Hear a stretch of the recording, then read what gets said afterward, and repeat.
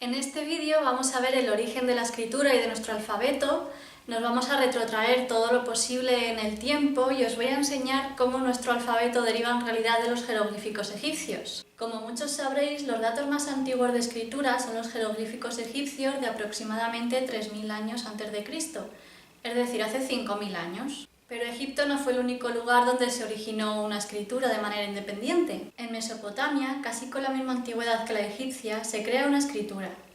La diferencia es que la mesopotámica se usa generalmente con un fin comercial y administrativo, y la egipcia con una función religiosa.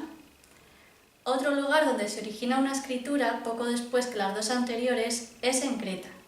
La civilización minoica también creó su propia forma de escritura, que como en Mesopotamia el uso era básicamente administrativo.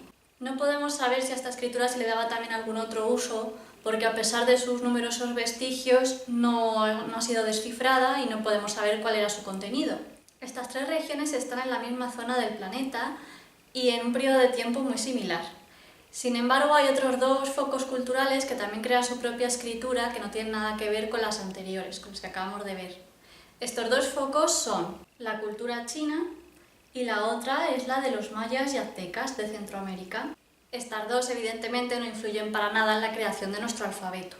¿Pero cuándo se creó el alfabeto? ¿Quién lo hizo? Las que he mencionado hasta ahora, ninguna es una escritura alfabética.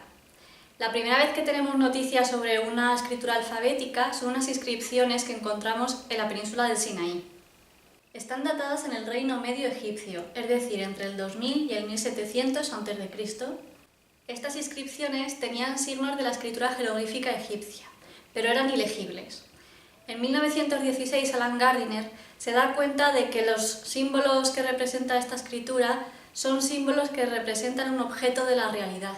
Estos objetos, basados en lengua semítica, corresponden a los nombres de las letras del alfabeto, es decir, el signo de la cabeza de buey en semítico, Aleph, corresponde a esta letra espiral que es Ha.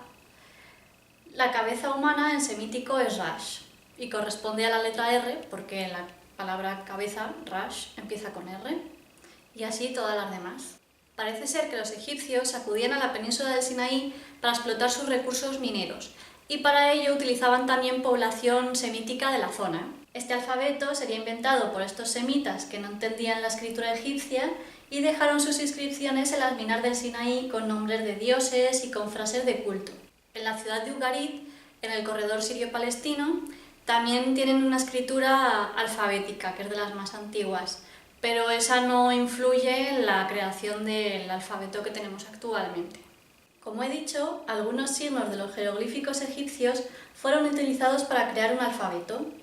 Los jeroglíficos son una escritura pictórica, es decir, sus signos representan imágenes o iconos que reproducen seres, acciones, objetos. Por ello se necesita un gran número de signos.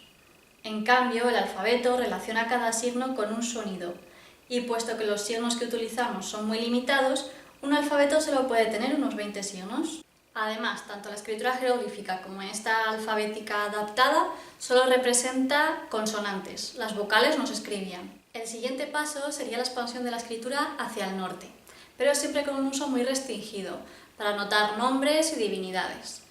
Y ya en el siglo IX y X a.C. se produce la adaptación de este nuevo alfabeto sinaítico al alfabeto fenicio. Este alfabeto fenicio tomaba los mismos signos, pero como podéis ver, algunos de ellos se modificaban ligeramente o se rotaban. En este proceso de cambio, los signos pierden su sentido pictográfico, ya no son identificables con objetos de la realidad. Las cosas que significaban, como una cabeza de buey o una serpiente, ya no tienen ese significado, sino que pasan a tener un significado arbitrario.